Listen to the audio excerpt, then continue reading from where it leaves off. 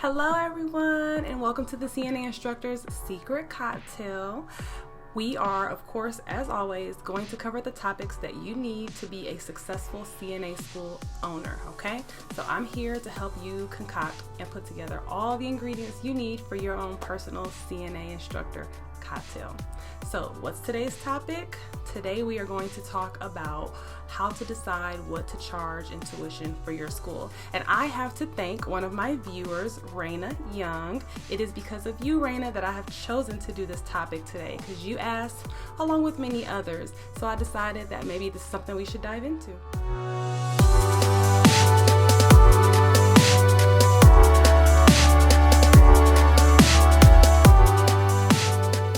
So welcome. Let's get right into it. So I am your pusher, Victoria Randall. I am here to give you all the encouraging information you need to get your CNA school started. So again, let's get right into it. How much should you be charging your students for your CNA school? Okay?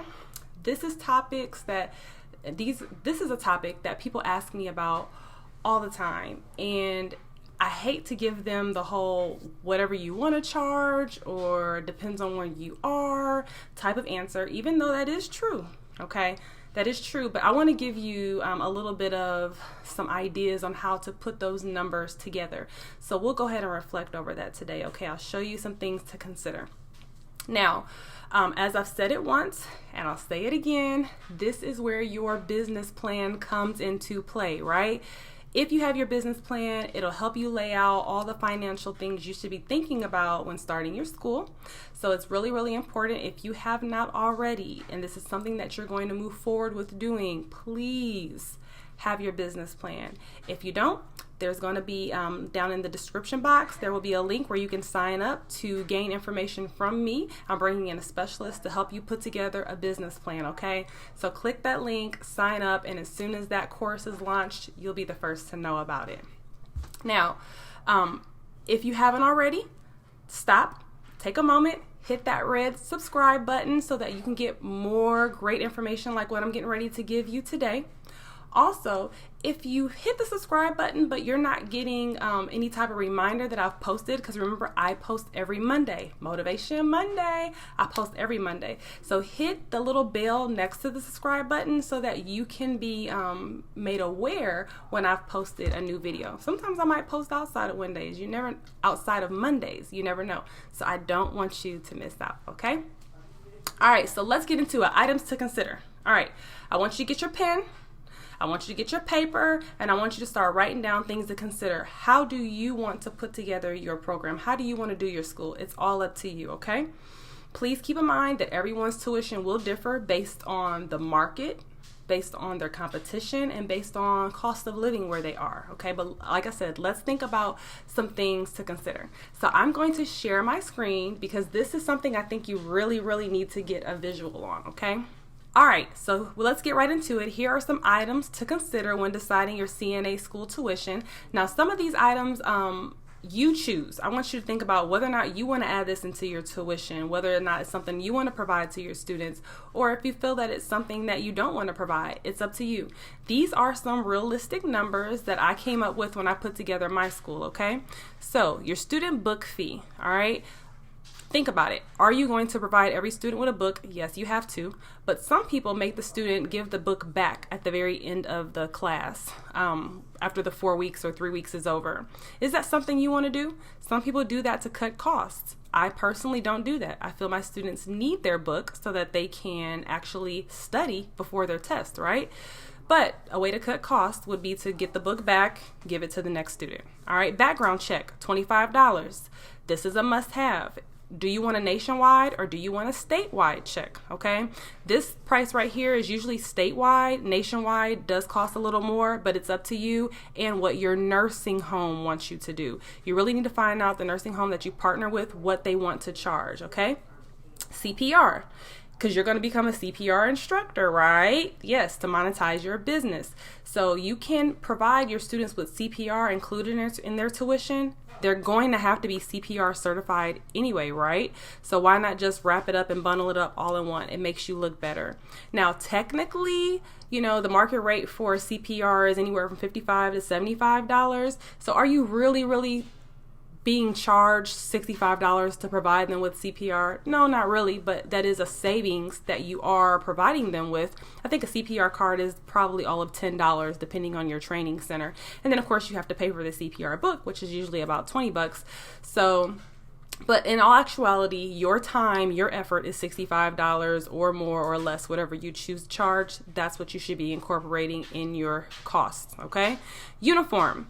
I decide that I want all of my students to look very uniform, so I provide their uniform. All right, this is something I do extra. You don't have to, but I do. Uniforms, about $30 per student.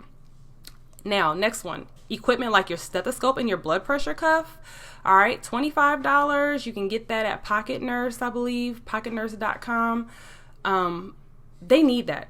They need that, right? You can have a blood pressure cuff and a stethoscope all day long in the lab, but when they go home, who are they practicing on? How are they practicing? They're not, if they don't have a blood pressure and stethoscope to take home with them. So this is an item that they really, really need. That's just my personal opinion. All right. Then if you want to provide PPD testing, a vial for a PPD usually has about, depending on the size, 10 mLs. We'll usually do about 10 tests. So that bottle is usually about $100. So $10 a pop. You get your 10, that's your $100, right? All right, so that total, when you total all that up, that's about $187 just for out-of-pocket costs initially. Now, again, you may take some of these out. You may add some things in that you think that you want to do. That's completely up to you. This is just giving you a bird's eye view of things to consider. All right, the next one, items to consider when deciding tuition for your CNA students. So there are additional costs, right? So what about your business costs? What about your business expenses? So for instance, here's an example. For rent, let's say you're in a market where rent costs you about $1,000 a month. Let's say you have a teacher who you're paying about $20 an hour. That is about the going market rate, depending on where you are, if you're paying an LPN to teach. All right. Let's say they do 30 hours a week. So that's $2,500 for the month right there. Now, utilities. Let's say your utilities are about $300. All right. There you go. $3,800 just for your business expenses for that month. Now, the reason why I'm putting this in a month category is because for me personally, I teach my CNA classes for 4 weeks. I told y'all I don't believe in that, fly by night, become a CNA in 2 weeks thing. I don't believe in that. You may believe in that philosophy and that may be what you want to do. And maybe you could put more bodies in seats if you did that. That's completely up to you. Okay. But everything I'm showing you is for a 4-week period. All right. So let's move on to miscellaneous costs. Let's say drug screens. Let's say that your CNA, the nursing home that you contract with says everyone needs a drug screen, and the place that you drug screen for a 12 panel is about $50. Okay. So that's an additional cost you may have to think about. My nursing home does not request a drug screen, so I decided to opt out of drug screens. All right. But I still think it's good to incorporate them in potential costs, even if you opt out, because you never know what can happen. If someone does something in the clinical atmosphere and something happens and you have to drug test, then that's a miscellaneous test that you need to think about. All right. Then lab supplies. Let's say that your students are using about $200 worth of lab supplies each month. And we're talking about disposable items like isolation gowns or gloves, or let's say someone, they were brushing each other's teeth and someone spit blood into one of the emesis basins. You definitely don't want to reuse that, right? You want to throw that out. So there are some things that you'll have to constantly bring in. So for that, the $3,800 plus that $250, let's say your monthly cost, let's just say, was $4,050. Okay, $4,050. All right, we're going to go on to this next slide. Now, think about it. Again, your cost per student in that first slide was $187. All right, let's say your business per student cost was $405. Let's say you're only getting 10 students a month. Okay, and this is just in the beginning. I'm giving you a little bit lower number because I want you to think about what could really potentially happen. No one is just bringing 20 students in their school the first month they open. It's not happening. Definitely, I want you to progress and get there. But usually when you first open, it's a little slow, 5 to 10 students. So let's just say 10. Let's say you get 10 students a month. So when you split that $4,050, that comes out to be about $405 per student. All right. So that plus the 187 gives you a total of $592 per student. Now remember, this is only allowing you to break even, okay? If you want to actually make a profit so that you can get paid, all right, you're going to have to up that cost. So right now, this is all hypothetical, but we're saying about $592 per student if you decide to do all the things that I wrote up for you, okay? All right. So I hope this is making sense. If it's not, please put something down in the comment section. Let me know if you have an additional question about something you feel should be on the list that I didn't think about or that I didn't cover, that you thought about, and we can talk about that a little more. I'll reply to any of your comments, but just leave me a remark if this makes sense to you or if it doesn't, because I want to make sure that I'm breaking it down so that it makes sense to you. All right. So again, keep in mind, these are all estimates. You must price your own lab equipment and lab supplies, guesstimate how much you're going to order monthly, but always over guesstimate. Okay, you want to over guesstimate because we never want to under guesstimate. That's not good. And then we also didn't talk about miscellaneous expenses that we just kind of want to put money aside for every month, right? Like, let's say something crazy happens, like your exit light goes out, or your hot water heater blows or something like that. The state does require that you have to have hot running water.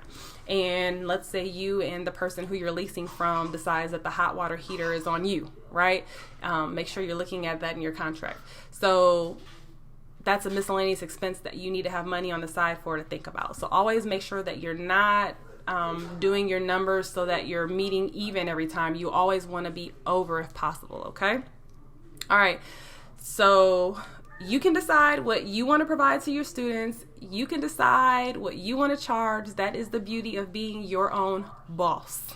All right. You get to decide. It is completely up to you. So take charge and think about what it is that you want to do. All right. Let me tell you a little bit about my story.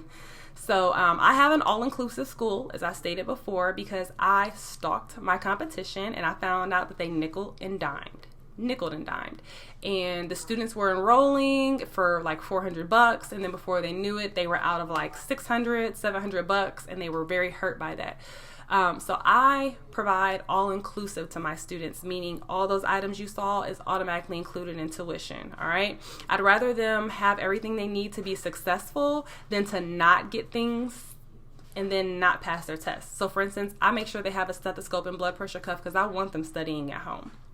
If I didn't do that, do you think that they would pay for it? Probably not.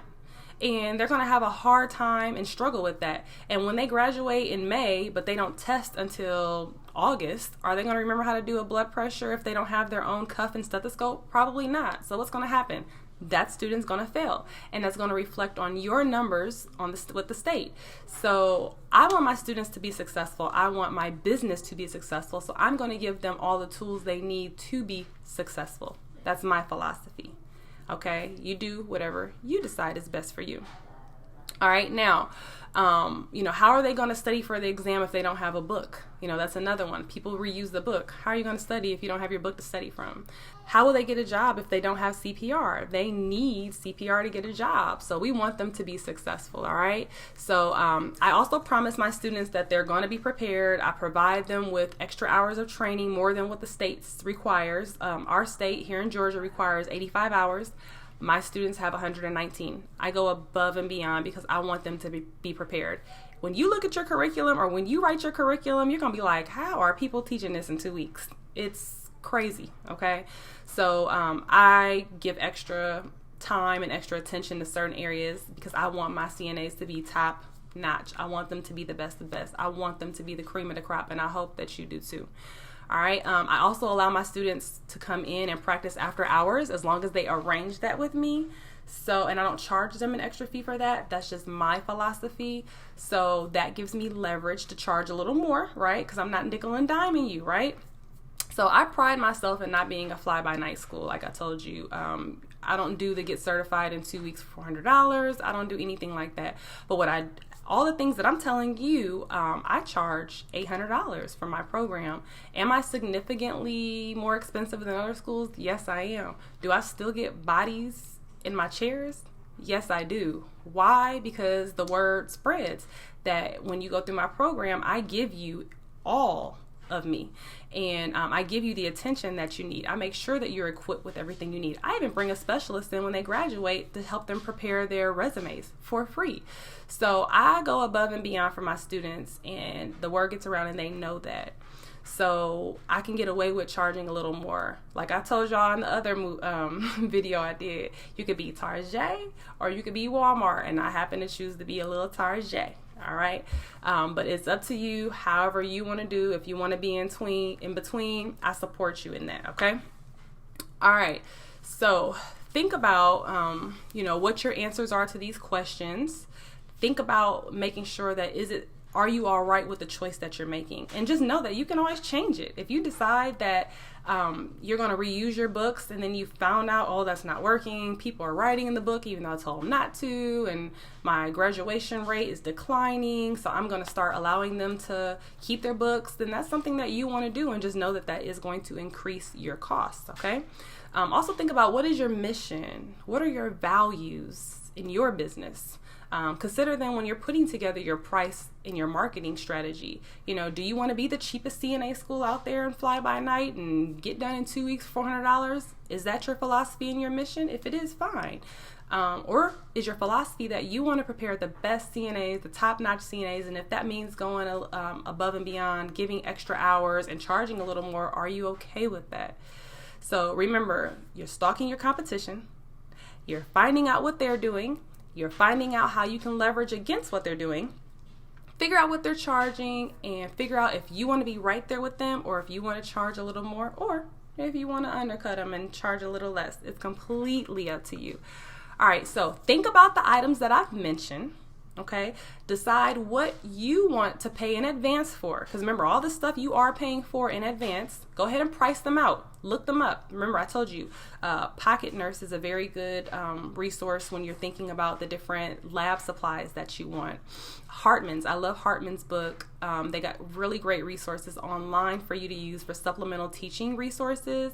So look them up and see if that's a price point that you feel accommodates. Put all this in your business plan. If you've already gotten a business plan template from me, because if you have subscribed to my emails, I've given you one. Go to that financial part and start just pricing these things out, okay, to figure out what you should charge for your tuition. Look in my description box below. If you haven't already signed up for my business plan, go ahead and sign up so that you can get that information, because I want you to be successful, all right? Also, remember, I am here to help. Okay, so if you have not thought about consulting with someone that has already done this, I highly recommend it. Doesn't have to be me. I'm down for it though. If you want me to consult with you, I'm happy to. I would love to consult with you, help you figure out what it is that you need to be successful, okay? Feel free to reach out to me. You can reach out to me by just posting a comment down in the comment section, or if you want to email me personally, you can email me at the secret cocktail at gmail.com. So again, thesecretcocktail@gmail.com. Just go ahead and email me and let's talk. Let's talk about where you are and what it is that you want to do and how I can help you be successful and help you get there and help you get past these pain points and figuring all this out, okay? Once again, thank you so much for tuning in to the CNA Instructor's Secret Cocktail. Remember to subscribe to my videos if you like this content. Below the description box in the comments section, give me a topic. Give me something to talk about with you guys. I'd love to give you the knowledge I have here and implant it there so you can be a successful entrepreneur. You have a good evening. Good night, guys.